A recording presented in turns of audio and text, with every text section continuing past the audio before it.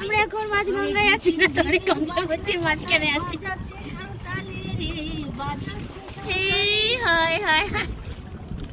কি দারুণ লাগছে, জল দেয়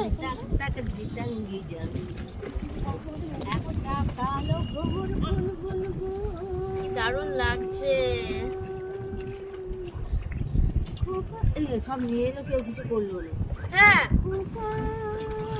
ওগুলো সব ভিডিও কর, ভিডিও আমাদের তো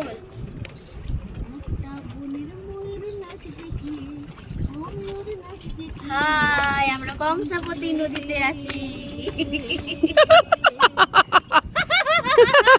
হাসিস না, ও ভয় পাচ্ছে।